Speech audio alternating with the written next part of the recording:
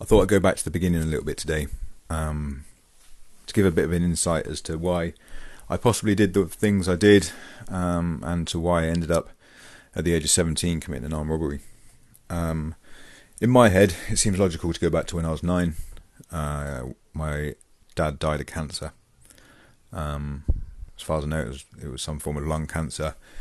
He went downhill quite quickly from feeling pain in his chest to about 3 months later, he lost his life in a hospital in Cornwall in January. So it was a difficult time. I remember being taken from primary school. The receptionist came and put her hand on my shoulder in class, and I was working away, and I just thought it was the teacher looking over my shoulder. And then she gave me a little shove and said, "William, you got to come with us." I went down to reception, and my mum came out of the headmaster's office, and she was crying. My mum and dad had already split up at that point. They'd been separated from when I was 2, so this was sort of 7 years later. I only really saw my dad on the weekends.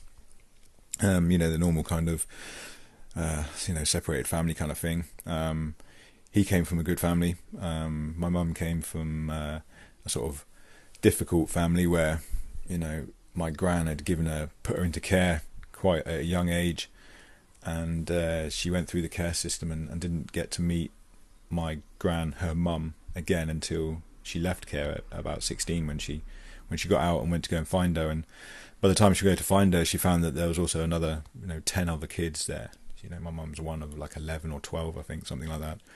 And all of them had a completely different upbringing to the one my mum had had. So my mum found it quite difficult bringing us up.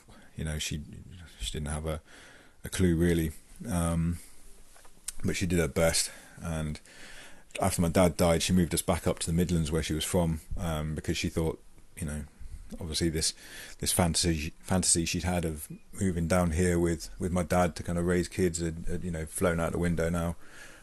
So she took us back up to what she knew, back up the Midlands, and things didn't really work out there because she could only get a care job, putting old ladies to bed in the evening, and she would be gone from kind of, by the time we came home to an empty house from school, and she might not be home sometimes until, normally it'd be about 7, 8 o'clock, but it could be as late as like 9, 10 o'clock if there'd been a problem, or, if she got delayed for some reason. So the less we saw mum in the evenings, the more me and my little brother went off the rails. So we ended up getting into, little bits of trouble and things, and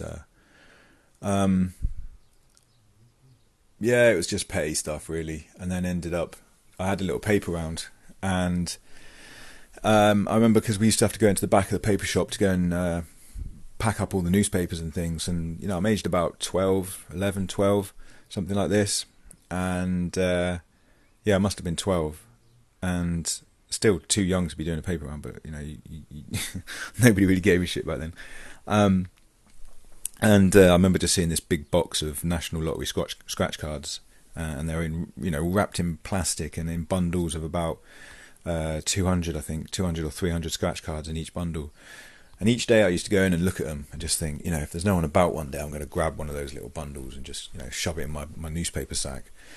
And lo and behold, one day, it wasn't too long afterwards, there was no one about, so I was a bit greedy. So not only did I grab one, but I grabbed 3 of these National Lottery scratch card bundles and put them in my bag, ran off on my little paper round, did that, got home, stashed them. Nothing happened. They were none the wiser about who took them, and nothing was even ever said. I don't know, if they just didn't miss them, or they just didn't have a clue as to what was gone on. But I remember me and my pal sat there, and we sat there scratching them off, because we thought, we've got fucking 900 scratch cards here. There's bound to be some in there. There's tenors and fivers, but there might even be a couple with a few grand on there or something like that. So we were scratching off these scratch cards, and we had little piles of fivers and tenors and 20s. We didn't actually find any sort of real any decent money for the in that first 1,000 or so we scratched off. First sort of 100 or so we scratched off. And we went to go and cash them in at a different place in town, and little did we know that they have to be activated first. They scan them when they put them in the plastic. You don't see that, but yeah, it has to be activated before you can go and cash it in. And they could tell that it had been allocated to that shop. and they were just like, "Oh, we'll just take it back to that shop, and they'll help you out." And I thought, "Okay, we won't do that." And so I just threw them all in a skip, and didn't think anything more of it really, until one day, a couple of weeks later, the police came knocking at the door because these scratch cards had started turning up all over the Midlands because someone had found them in the skip and done the same thing where they'd scratched them all off, got all the winning ones, and then tried to, them and their mates tried to cash them all over the county, with the same result, that they hadn't had any success because it hadn't been activated. Now, each of these people, because they know the scratch codes are stolen now, so each of these people got in trouble, and they have all fed back to kind of us, and my pal grassed me up. We're only 12, it wasn't really snitching. He got leaned on by the police and everything, and he said that it came from me, and the police obviously then came to me. Now, the police were thinking that I was the head of some sort of gang because, about 20 people have been caught with with these scratch cards, and they weren't expecting a little 12-year-old to be the mastermind behind it all. But I got a caution for that, and they took me down to the cells, and they kind of showed me the cells, and they're trying to put you off and everything, and they give you the little speech, you shouldn't really be getting in trouble and all this kind of thing. And it scared me, but it didn't kind of work in that sense, as in I didn't go home that night thinking, wow, I'm never going to do anything ever again. It kind of just made me think, like, shit, better not do, dump him in a skip next time, do something so you don't get caught. We ended up moving back down to the southwest again, because it didn't work out up there. I was up there for about 3 years, so at 13 we moved back down to the southwest, and my mum gets a job in a care home, and she becomes friendly with a guy in the care home, and ends up kind of conning him out of a large amount of money, and she wants me to lie to the police about where she got this money from. So,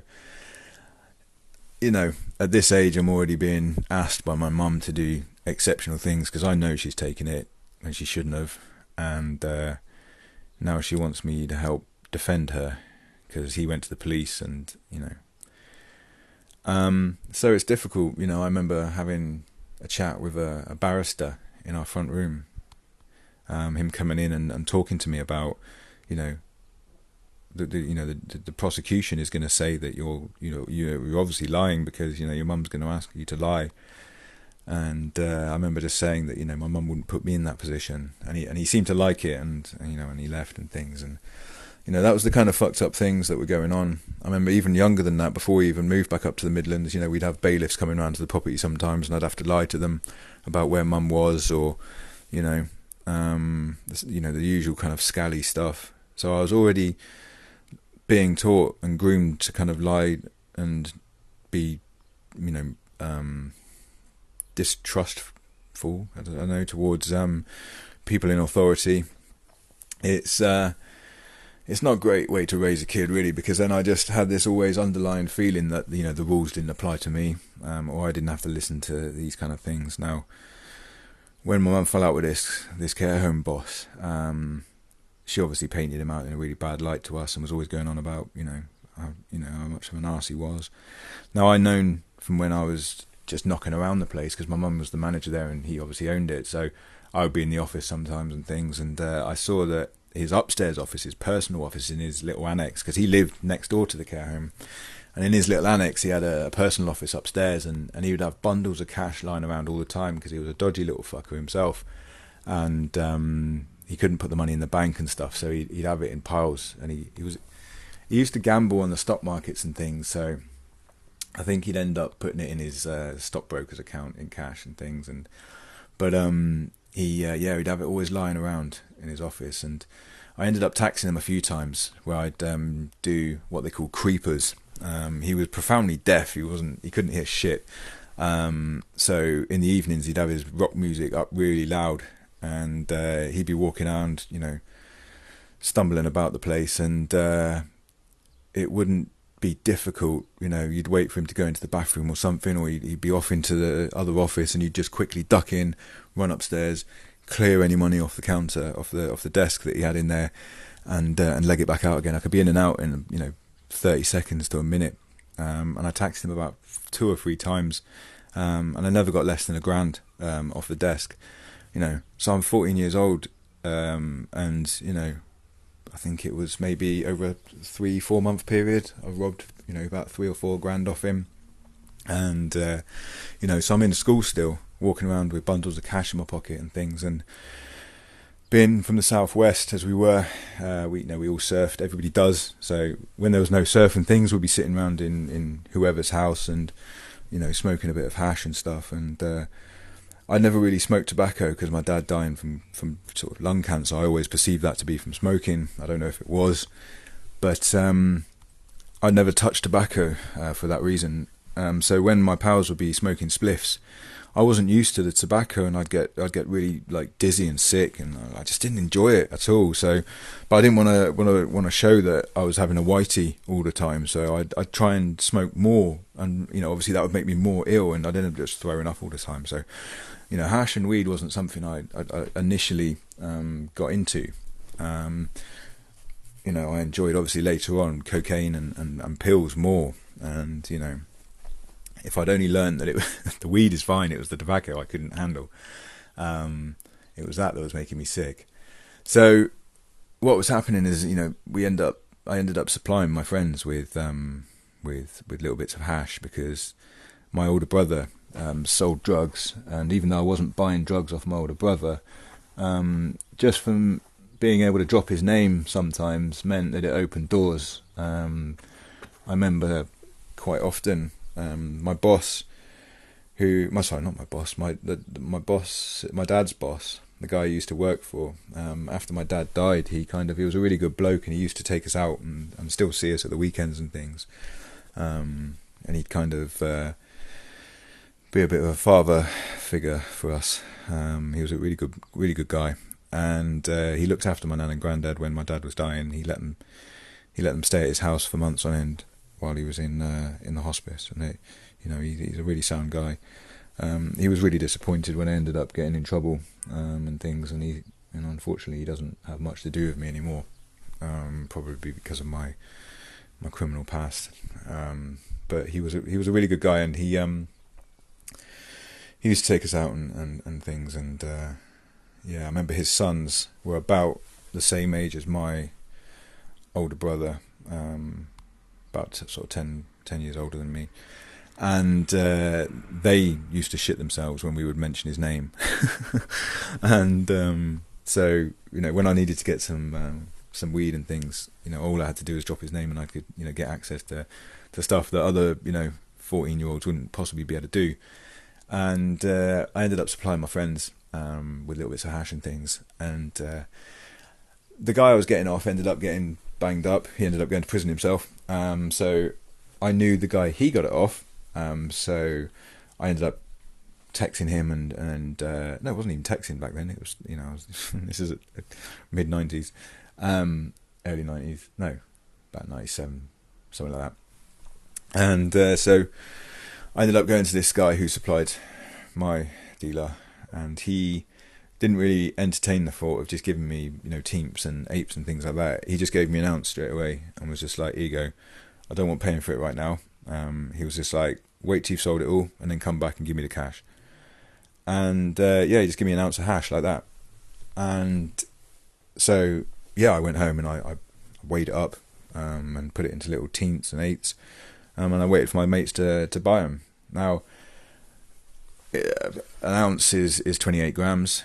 A tenth is a 16th of that, and it sounds odd because it's but it's you're mixing up the kind of measurements there. But an eighth is 3.5 grams, so a tenth will be half of that. And for that kind of price, I don't even know what I was selling it for. I think it was about £20 for an eighth, maybe, and a tenner for a tenth. I can't remember, something like that. But that's that's good money if you're if you're at that age. And I was managing to get rid of it quite quickly, so I could sell it in about a week or so. And my younger brother at that point got put into care by my mum. He was becoming more of a little tearaway. he got in with the wrong kind of crowd, and the crowd that would be doing sort of drugs and things and drinking all the time. And Mum ended up kicking him out and putting him in care. When I was about 14, so he was about 12. So he was kind of up against it. Now, the little care home that he was in had obviously a curfew at night that kind of kept him locked in and shit. But every now and then they would break out and they would sort of steal the kitty money and come and find me and buy as much hash as they could and get obliterated. So at that early age, without realising it, I got connected with a lot of my early customers who would then become my kind of casual customers going through life, sort of for the next 10 years. It was quite funny. I've seen everybody, in this little delinquent place grow up. Someone actually came up to me at a house party. I was, years later, I was just there with some friends, and he came up to me and asked me, are you William? And I was like, yeah. And he said, I bought my very first eighth off you. And I remembered him because he one day he came round and he paid me. He gave me like a couple of quid, and it was in a Vegemite jar, and it was all in pennies. And I was, drug dealers hate that. And I never even bothered checking it. And but I kept that jar for ages, and I had it for years. Every time I move, it would just sit on top of the telly, a little Vegemite jar full of pennies. And I eventually got rid of it. And it was so funny because obviously I remembered him from the jar, and he remembered me from being his very first drug dealer. And I thought it just makes me think that there must be loads of people out there who had their very first experience with me, or whatever, just you don't realise the effect you have on that sort of network out there, and all the crazy memories that all these other people might have of you as well. I kind of forget about the impact that you do have. So, yeah, I ended up taxing that guy quite frequently, and then ended up using the money from that to buy drugs, to then sell more and more. Now, I ended up selling pills a little bit as well. I could get hold of some decent ecstasy pills, but not in great quantities, and I wasn't able to sell them in great quantities. I didn't have loads of people that I could sell drugs to, and I ended up kind of sort of getting to about 15, and I had a mobile, and I was still living at home at the time, and my mum was getting more sort of switched on to the fact that she, I was possibly being a drug dealer, and occasionally she would hear the buzzing from my mobile, but she wouldn't be able to find it in my bedroom, and it would just it drove her nuts, and she ended up just kicking me out. I had to go and stay with a friend and his mum's house because I had nowhere else to go at that point. So yeah, they were good enough to put me up until I could find a little bed sit in a shared house one of my other friends was living in. So he managed to get me in there, and it was something like £50 a week, all in. So it wasn't too difficult, especially as I was selling hash and things, for me to earn that and then get a little bit of furniture together to kind of, kit out my bed sit. So yeah, now I'm 15. I'm out there on my own. I managed to pull myself a 25-year-old, and she was driving and things. So I'd be flying around in a car now, getting dropped off at school and stuff. And yeah, it was pretty unusual. And I look back at it now, and you couldn't even imagine being 25 and banging a 15-year-old girl. But I was over the moon, and to be fair to her, I put a lot of the moves on her. So she did the wrong thing by agreeing to it, but it wasn't like she abused me or anything. But yeah, I definitely pursued that and closed it. So that all then escalated into, like I say, just a full-blown sitting on my arse all the time, not bothering. I did sign up for a college course. I managed to just about finish school, got like average grades in my GCSEs. I signed up for business studies because it was the only thing. It was either going to be that or leisure and tourism. So I signed up for business studies and did that till about Christmas. I went from September till about Christmas before I just lost interest because, again, sitting around even 3 days a week, I ended up making some good friends in the college group, but ended up just going to the pub across the road from the college all the time. And that's when I started getting into like pub living, because I had money on me all the time. Like, I could literally go to the bar all the time in my 20s, tell the barman to keep the change, and just buy a round of drinks for me and my mates. And I loved that lifestyle. I loved just being around that. It was great fun all the time, and I didn't understand why I was sitting in college, to maybe work out how to make money one day, when I was already making a decent wage of cash and having the time of my life. So it didn't make sense to me. My older brother really wasn't in my life much until he came out of prison. When he came out of the Verne when I was 15, I remember my mum took me up to, and my younger brother, up to go up to have a visit up at the Verne. It was the first time I've ever been up to a prison or had anything to do with prison at that point. And we went in and we saw him, and he was looking healthy and stuff, and it was good. And he was going to come and stay with us for a bit when he got out of prison. So that was going to be good. It would be not with us, sorry, with Mum when he came out of prison. And it was going to be the first time I was going to sort of see him for a while, because he got kicked out when I was 2, and bearing in mind he's 10 years older than me, so I didn't see him at all. So he was 12 when he got put in care, similarly to my younger brother. And he went through the care system and things, and he'd be in children's homes and foster parents and stuff like that. So literally, I didn't see or have anything to do with him. So when I got to like the age of 15, this was the most I'd seen and sort of had anything to do with him. And I remember I'd see him at Mum's and stuff, and he'd be on the sofa just watching telly and stuff, and we just have like normal conversations about this and that. And because whenever I'd ever known him when I was younger, occasionally, I remember he got a girl pregnant once, and he came and he ended up camping out in our front room. Like literally, Mum put a little lock on the front room door, and he just took it over like it was a bedsit. And but Mum kicked him out in the end because he was just forever being caught sniffing glue and taking drugs and all this kind of shit. And it just everything was always chaotic around him and home life when we were kids. I'd never really looked up to him, but when he came out of prison, he quite quickly started making money, and he quite quickly went back to sort of. He always said that he was buying and selling, and he was, he quite quickly went back to drug dealing and stuff. And I saw within a few months, how much extraordinary money he'd make, and he just spent his life, just weight training and stuff. And it really appealed to me as a 15-year-old. I already listened to, it sounds stupid, I already listened to like gangster rap, and then I see my brother living the actual life of it, and it was appealing. So I wanted to lean more towards the drug dealing way of life because I was already making money doing what I was doing. So I, without realizing it at the time, I obviously idolized what he was doing and followed in his footsteps. So when it comes to later on down the road, I'm about 16, 17 now, and all I'm doing is just drinking every day. I'm not an alcoholic, but I go to the pub every day. We play pool, chat shit. Cocaine isn't a part of things right now, but I'm selling ecstasy pills to my mates every weekend. I'm not working at all. Haven't even had a job since my paper round. I'm just kind of living that life. Going from place to place, really, just staying in bed sits and with friends sometimes in a shared house, and then moving on to somewhere else. And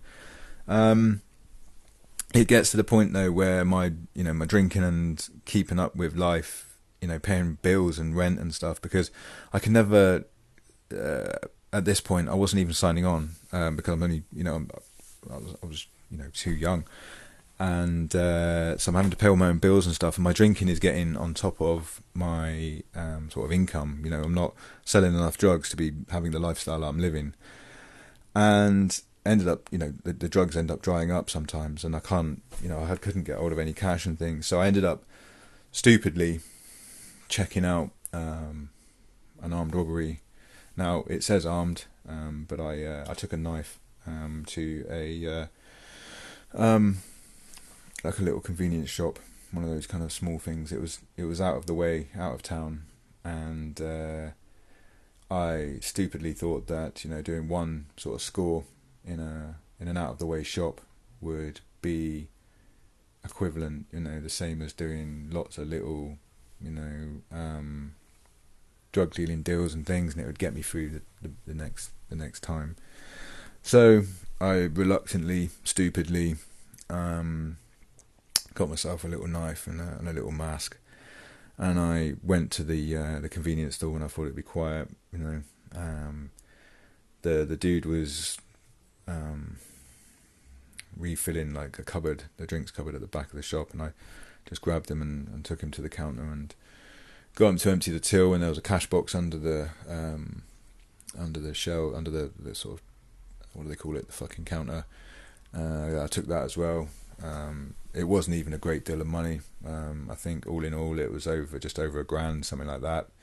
I massively regret doing it.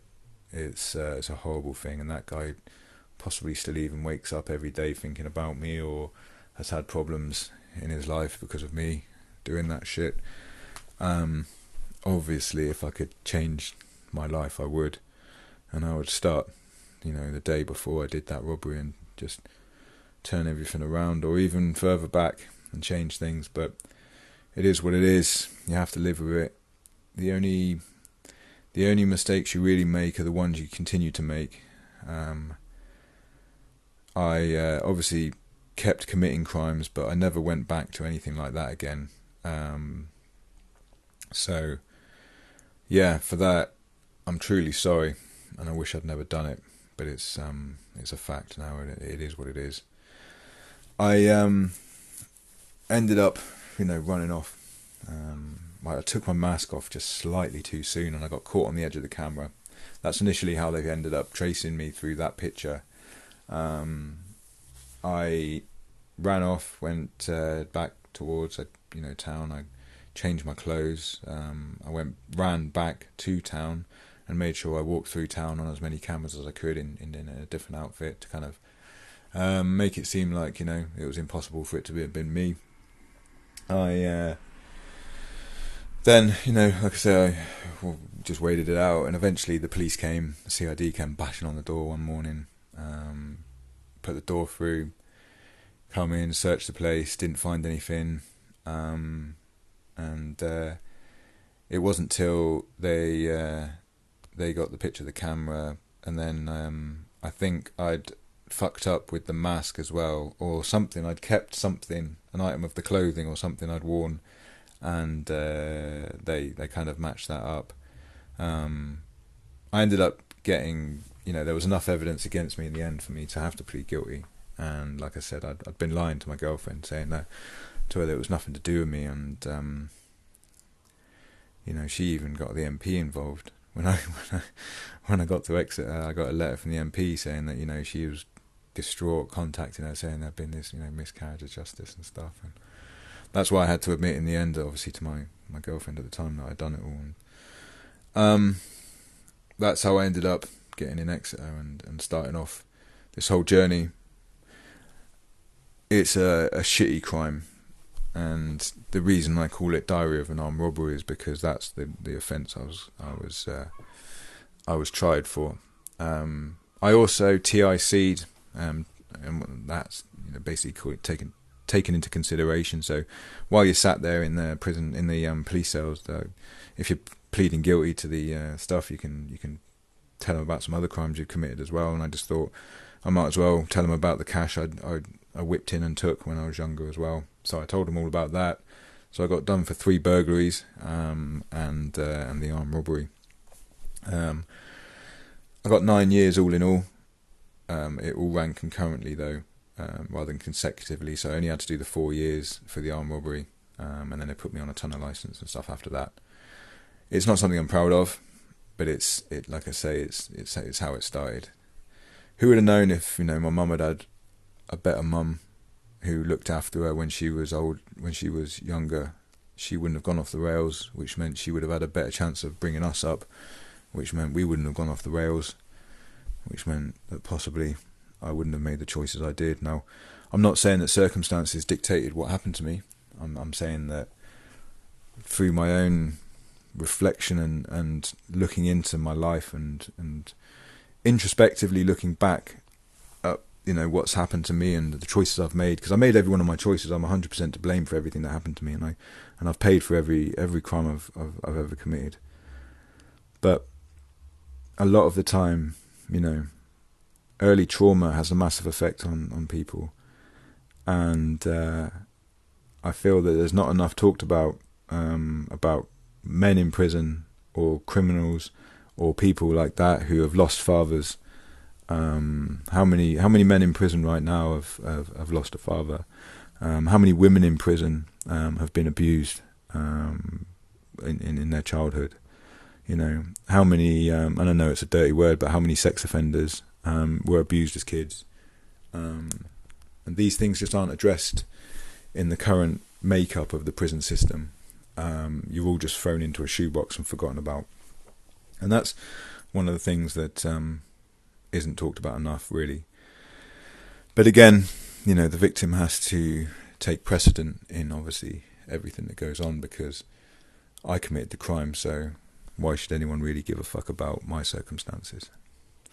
But the problem is when you don't think about the criminal and his circumstances or her circumstances, then when they get out of prison like I did, then suddenly you become society's problem again. And I quickly become society's problem over and over again. So maybe the whole thing needs addressing. Who knows? But that's the full story now. That's the full loop. I'll possibly do another one with my wife soon to talk about some of my time since coming out of prison. I do look to write a book and hopefully get it all down in paper and be able to tell you more of the story in a bit more in depth, because I forget so much and I think about so many more stories that I could say along the way as well. So I'll definitely be putting that into an ebook, which will be out hopefully later on this year. So I look forward to reading all of your comments, man. I read every one of them, and I really do appreciate all of the kind words and all of the people also who think that I shouldn't be doing this as well. You're right as well. Crime doesn't pay. It's not glamorous. I don't advocate it to anyone. I was a fool for doing it. I lost 10 years of my life. I've ended up in therapy, having to deal with the problems that are still in my head from all the shit I've been through. But every day is different. We always move forward. Every step we take, hopefully, will be a better one than the last. Okay. Thank you very much for listening.